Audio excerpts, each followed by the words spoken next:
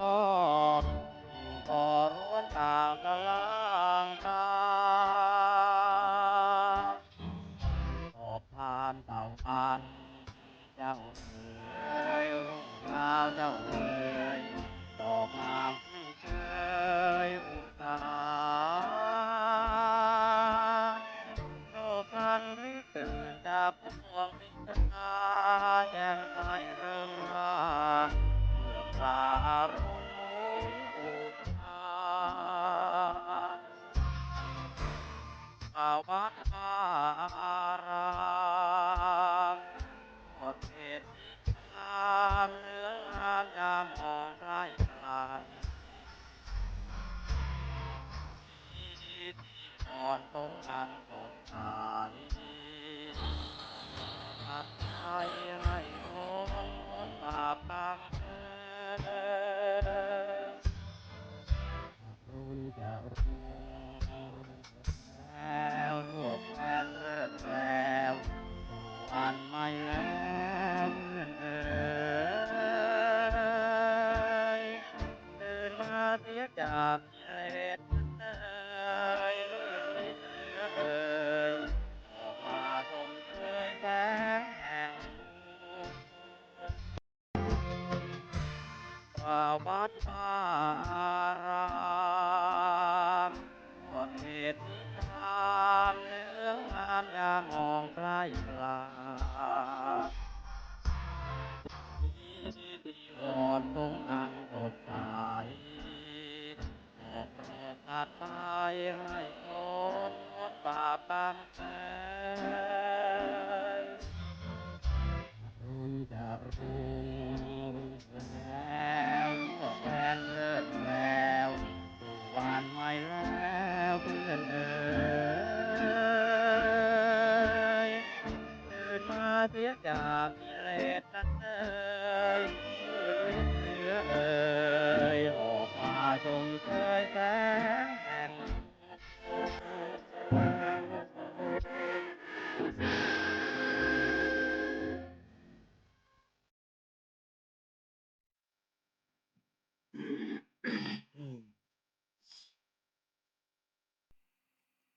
เจริญพรท่านสาธุชนทั้งหลายรายการธรรมทานจากวัดพุทธปัญญาเมืองโพโมนารัฐแคลิฟอร์เนียประเทศสหรัฐอเมริกามาพบกับท่านผู้ฟังท่านผู้ชมในวันที่21มิถุนายนพุทธศักราช2569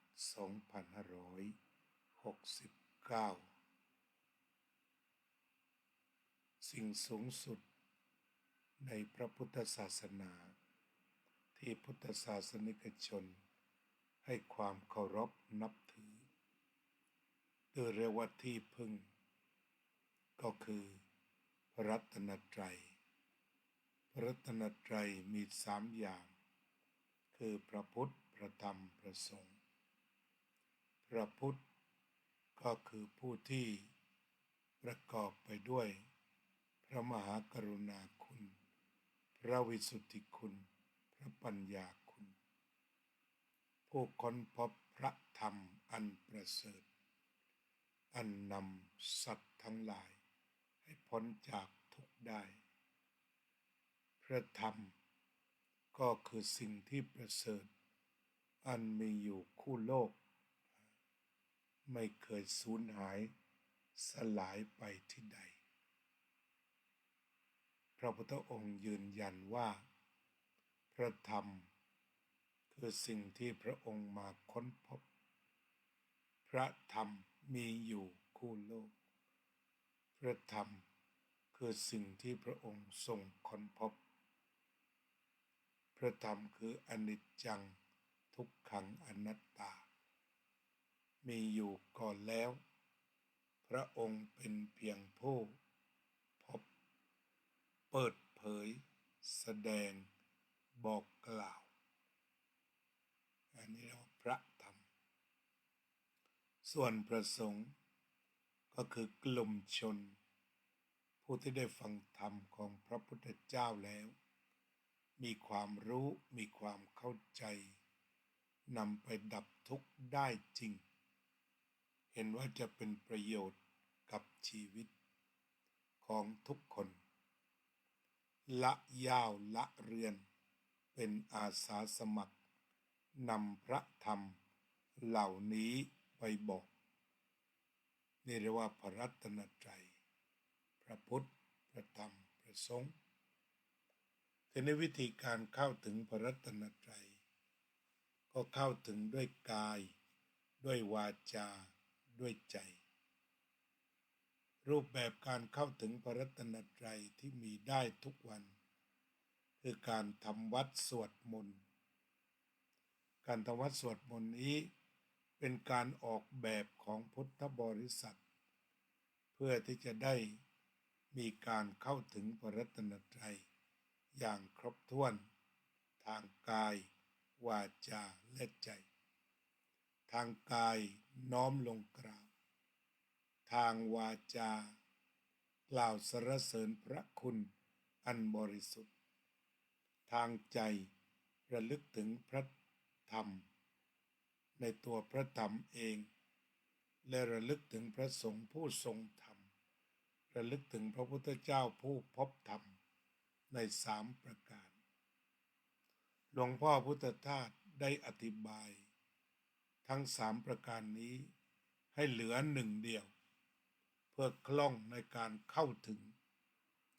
นั่นคือย่อไปว่าพระพุทธเจ้าคือผู้ค้นคว้าความสะอาดสว่างสงบพระพุทธเจ้าค้นพบความ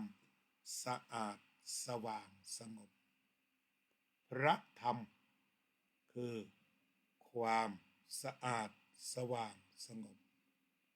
พระสงฆ์คือผู้ติดตามศึกษาปฏิบัติเพื่อมีเป้าหมายเข้าถึงความสะอาดสว่างสงบที่ทั้งพระพุทธพระธรรมพระสงฆ์นั้นรวมลง ใน3 คำคือสะอาดสว่างสงบทั้ง3 ประการนี้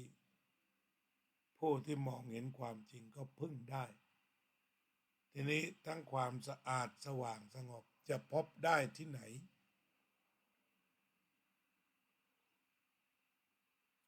ความสะอาดสว่างสงบจะพบได้ที่ใจสะอาดก็อยู่ที่ใจสว่างก็อยู่ที่ใจสงบก็อยู่ที่ใจเมื่อใจมีสมาธิมีจิตรวมเป็น1 เดียวมีความมั่นคงมีความบริสุทธิ์มีความอ่อนโยนไม่หวั่นไหวก็กลายเป็นใจที่บริสุทธิ์เมื่อใจที่บริสุทธิ์ก็มีความสะอาดอยู่ตรงนี้ความสงบอยู่ตรงนี้ความสว่างอยู่ตรงนี้คำสอนของมหายานบอกว่าทุกคนมีพุทธจิตมีพุทธจิตคือจิตที่มีโอกาสตรัสรู้แต่ว่าจะเมื่อไหร่ก็ไม่รู้เพราะว่ามันมีกิเลสหุ้มอยู่ แต่ว่าทุกคนมีพุทธะภายใน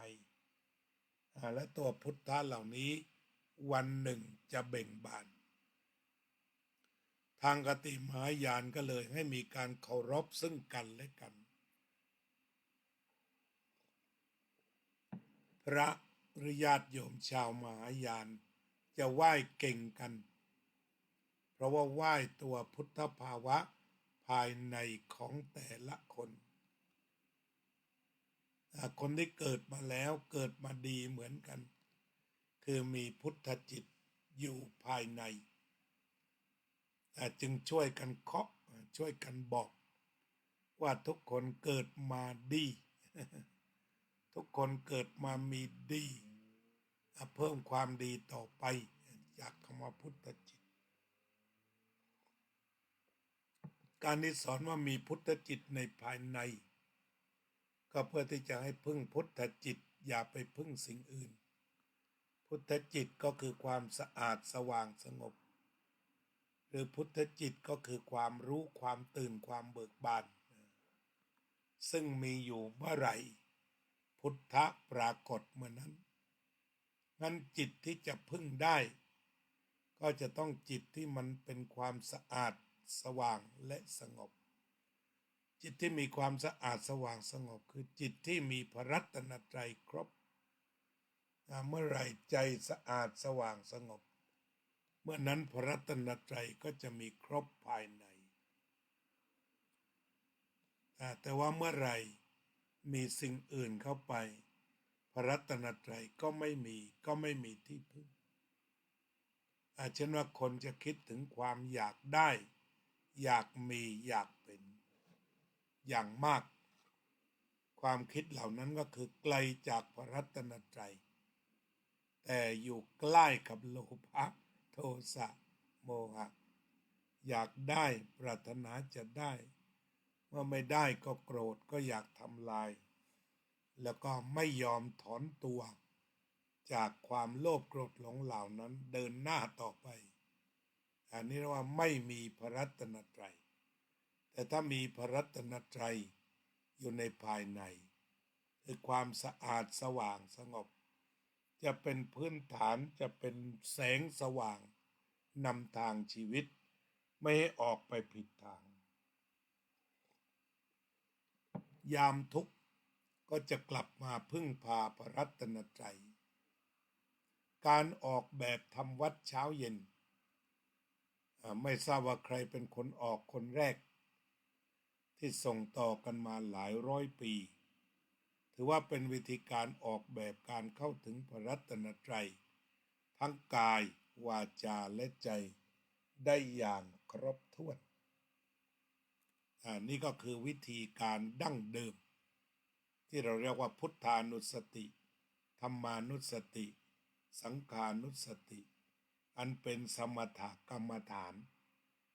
ที่ทำให้จิตหยุดไม่วิ่งจิตหยุดนิ่งต่อพระคุณเหล่านั้นการสวดอิติปิโสสวากขาโตสุปฏิปันโนแม้ไม่เข้าใจแม้จะมืด8 ด้านแต่ว่าจิตมันมีที่พักสวดไปเลย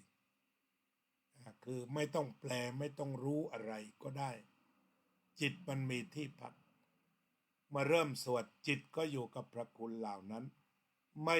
วอกแวกไปไหนอยู่กับพระพุทธพระธรรมพระสงฆ์เช่นว่าบางคนเกิดอาการกลัวจะเกิดเหตุเพศภัยก็สวดบทนี้สวดอิติปิโสสวากขาโตสุปฏิปันโนแล้วจิตใจอุ่นขึ้นก็มีพระธุดงค์หลายท่านก็ได้เล่าให้ฟังไปปักกรดกลางป่าเจอผีบ้างเจอเสือบ้างเดินวนเวียนตามกรดท่านทำอะไรดีก็สวดอิติปิโสสวดไปเรื่อยเป็น108 ครั้งจนกระทั่งจิตนิ่งเลิกกลัวจิตมาอยู่กับอิติปิโสแทนการกลัวผีหรือกลัวเสืออันนั้นก็เรียกว่าหลวงตารูปนั้นท่านได้พึ่งพระรัตนตรัยแล้วหรือว่าพระที่ออกไปปฏิบัติพุทโธไม่ว่าจะเกิดเหตุอะไรขึ้นแต่พุทโธเขาไว้ก็ระลึกถึงพระพุทธเจ้านั่นเองนั้นคำบริกรรมเหล่านี้จะเป็นอิติปิโสสวากขาโตสุปฏิปันโนที่เต็มที่สวดพระคุณทั้งพระพุทธเจ้าทั้งคุณของพระธรรมพระสงฆ์พระพุทธเจ้ามีพระคุณ9พระธรรมมี6พระสงฆ์มี9เนี่ยจิตก็จะอยู่กับพระรัตนตรัยแบบนี้คือไม่ว่าจะเกิดเหตุเพศภัยอะไร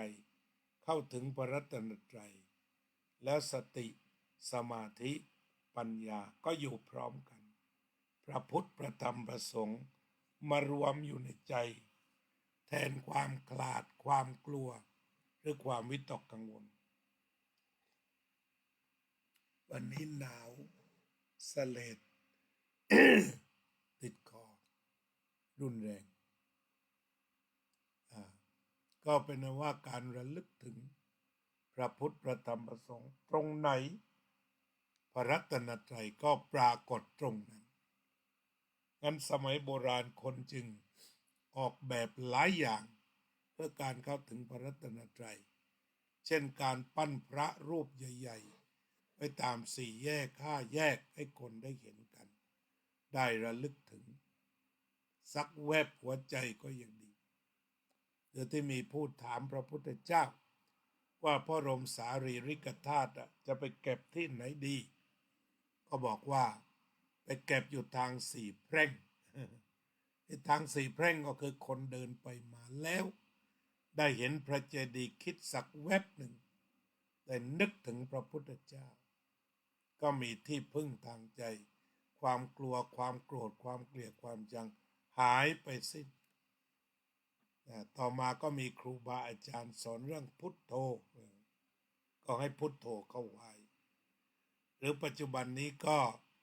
มีการสอนกันตามโรงเรียนต่างๆน่ารักมากเป็นนักเผยแผ่ทีมอาจารย์ต้นซึ่งออกไปเผยแผ่ตามโรงเรียนต่างๆให้เด็กกล่าวพุทโธเมนาโถธัมโมเมนาโถสังโฆเมนาโถเรียกว่าทำให้มันกระชับสั้น ทำให้มันกระชับสั้นได้พกพาเกิดเหตุใดขึ้นพุทโธเมนาโถธัมโมเมนาโถสังโฆเมนาโถรถติดอย่างหนักก็พุทโธเมนาโถธัมโมเมนาโถสังโฆเมนาโถได้ตังกำลังจะเข้าห้องสอบเด็กๆกลัวมากไม่ต้องกลัวมาเลยก่อนทำข้อสอบพุทโธเมนาโถธัมโมเมนาโถสังโฆเมนาโถก็เป็นภาพสวยงามเสียงไพเราะของเด็กๆตามโรงเรียนต่างๆค่อนข้างจะทั่วประเทศก็ถือว่าเป็นโครงการที่ดีของธรรมนาวาในการส่งเรืออันเป็นที่พึ่งนาวาก็คือสัญลักษณ์ที่เป็นที่พึ่งเพราะว่าคนเวียนว่ายอยู่ในวัฏสงสารเหมือนทะเลแต่ถ้าได้ขึ้นเรือก็ขึ้นนาวาก็จะได้รับที่พึ่งทางใจ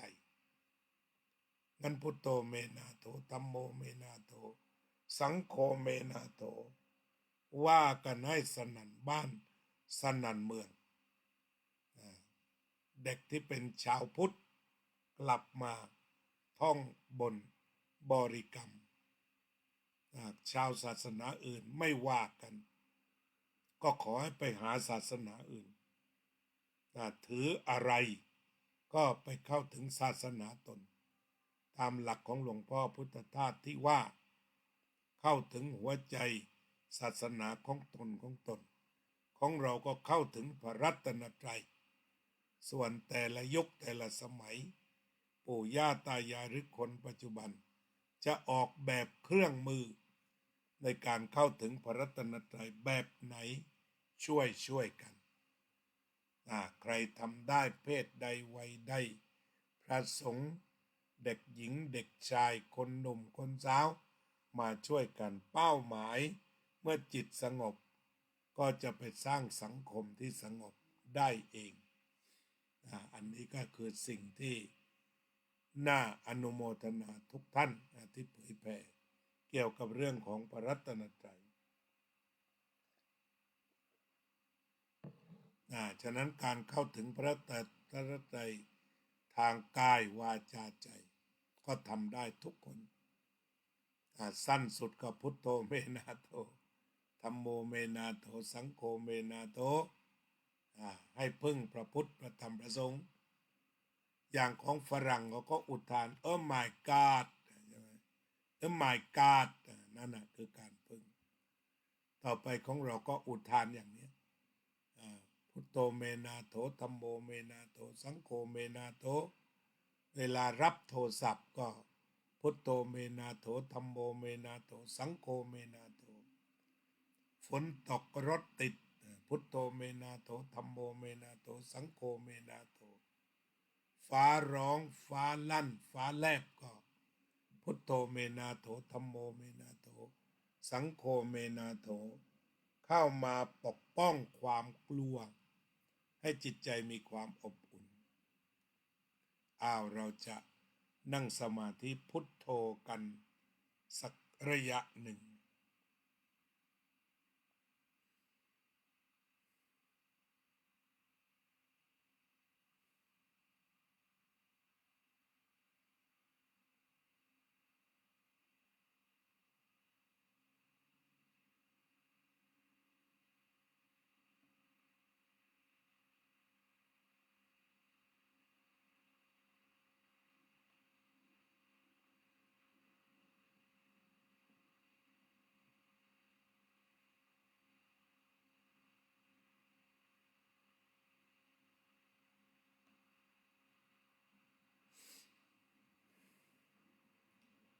สัพเพสัตตาสัตว์ทั้งหลายที่เป็นเพื่อนทุกข์เกิดแก่เจ็บตายด้วยกันทั้งหมดทั้งสิ้นอเวราโหนตุจงเป็นสุขเถิดอย่าได้มีเวรแก่กันและกันเลยอัพยาปัชชาโหนตุจงเป็นสุขเถิดอย่าได้พยาบาทเบียดเบียนซึ่งกันและกันเลยอนิฆาโหนตุจงเป็นสุขเถิดอย่าได้มีความทุกข์กายทุกข์ใจเลยสุขีอัตตานังปริหารันตุจงมีความสุขกายสุขใจรักษาตนให้พ้นจากทุกข์ภัยทั้งสิ้นเถิดอภิวาทนาสิลิสสะนิจจังวุธาปัจจายิโดจัตตารโอธรรมาวัฏฏันติอายุวันโนสุขังพลัง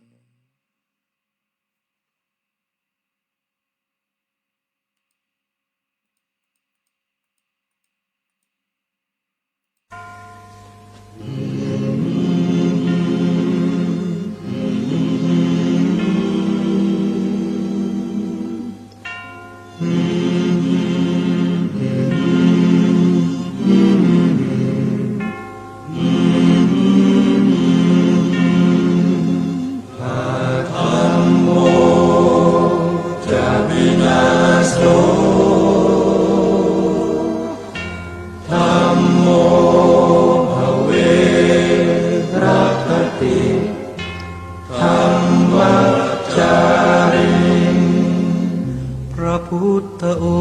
งค์ท่านทรงตรัสรู้